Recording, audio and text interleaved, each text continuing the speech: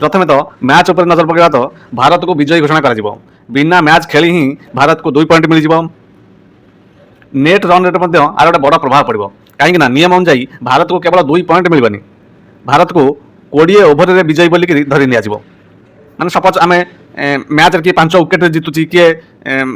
20 run जितुची किंतु भारत को धरी नि भारत 20 ओभर में विजयी हो। पाकिस्तान नेट रन रेट बहुत कमिज और इंडिया नेट रन रेट बहुत बढ़ी ये गला मैच फैक्टर।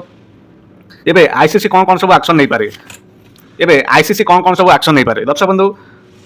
आईसीसी पाकिस्तान पाई विदेशी खिलाड़ी एनओसी कैंसल कर पारे से भली आईसीसी रू मिलुथिबा राशि को मध्य बंद कर दे पारे आईसीसी से भली एशिया कप रू पाकिस्तान को बाहर कर दिया जाय पारे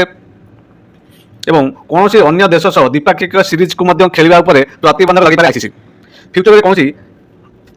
में कौन आईसीसी टूर्नामेंट को मध्य बैन कर पारे आईसीसी। आ सब बड़ कथा खबर मिलुछि कि पाकिस्तान